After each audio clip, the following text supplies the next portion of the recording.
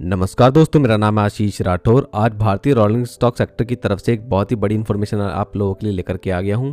दोस्तों, भारतीय रेलवे में रोलिंग स्टॉक सेक्टर में तेज़ी से बदलाव आ रहा है। आज तेज़ी से हमारी लोकल मैन्युफैक्चरिंग यूनिट भी भारतीय रेलवे के लिए और भारतीय रोलिंग स्टॉक सेक्टर के लिए इक्विपमेंट्स बना रही हैं, रेलवे के पार्ट्स बना रही हैं, जो कि हमारे ट्रेन सेट्स, मेट्रोस और लोकोमोटिव्स में लगते हैं। ऐसे में दोस्तों, भारत में काम कर रही ग्लोबल कंपनीज जो कि जाइंट है एक तरह से रोलिंग स्टॉक सेक्टर की, Alstom, siemens, general electric, वेबटेक and etcetera, काफ़ी कंपनीज हैं। इनका भी एक अहम योगदान रहा है। इन्होंने लोकल मैन्युफैक्चरिंग यूनिट के साथ मिलकर के काफ़ी कुछ अब नया करना शुरू कर दिया है। और एक बड़ा टाई है भारतीय रेलवे का जो सीमेंस के साथ हुआ था अपने 9000 HP के लोकोमोटिव को बनाने के लिए, जिसका पूरा डेवलपमेंट का काम भारत में ही होना था।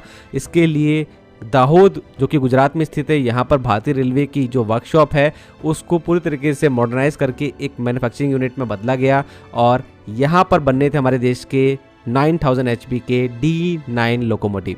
WAG9HH जो कि 9000 HP का लोकोमोटिव है, उसी का एक नया वर्जन जो कि सीमेंस बना रहा है।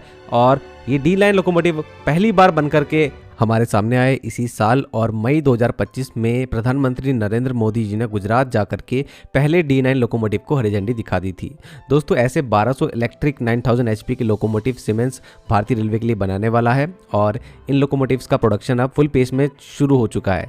ऐसे में जो शुरुआत में हमारे पहले लोकोमोटिव बने थे, जिसको हम प्रोटोटाइप लोकोमोटिव भी कह सकते हैं, इनका ट्रायल भारतीय रेलवे में होना था। और भारतीय रेलवे कभी भी किसी भी रोलिंग स्टॉक को ऐसे ही शामिल नहीं करता। सबसे पहले उसको काफ़ी सारे टेस्ट से होकर गुजरना पड़ता है।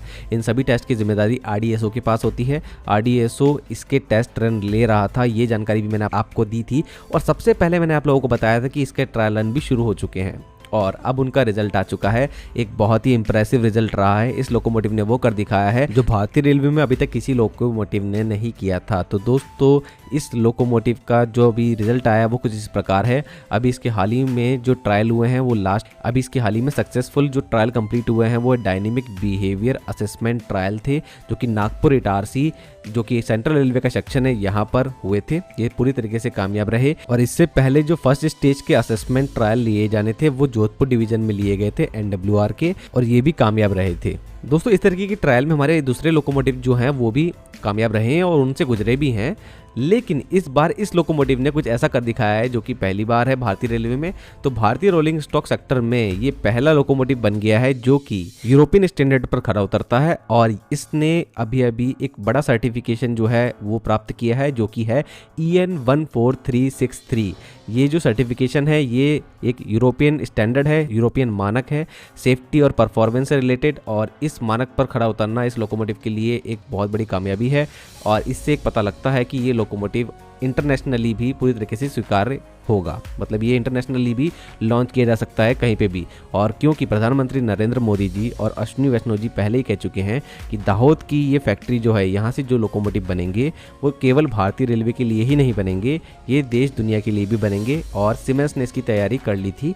और ये लोकोमोटिव जब यूरोपियन स्टैंडर्ड पर खरा उतरा है तो आने वाले समय में इसके और वर्जन अलग अलग गेज सिस्टम के लिए भी बनाए जा सकते हैं और वो एक्सपोर्ट भी किए जाएंगे। और लोकोमोटिव का एक्सपोर्ट होना कहीं ना कहीं भारतीय रेलवे के लिए काफ़ी बेहतर होगा और हमारी भारतीय इकोनॉमी के लिए भी। तो दोस्तों, अब यहाँ पर जो प्रोडक्शन है उसको और तेज़ी मिलेगी, क्योंकि ये 100% कामयाब हो चुका है लोकोमोटिव भारतीय रेलवे के ट्रैक्स पर चलने के लिए। जल्दी इनकी संख्या आप लोगों को ज़्यादा से ज़्यादा मात्रा में देखने को मिलेगी भारतीय रेलवे में।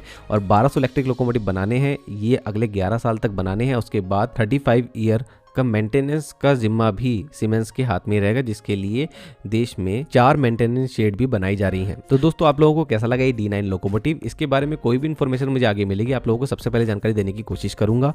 आज के लिए दोस्तों इतना ही। वंदे मातरम, भारत माता की जय।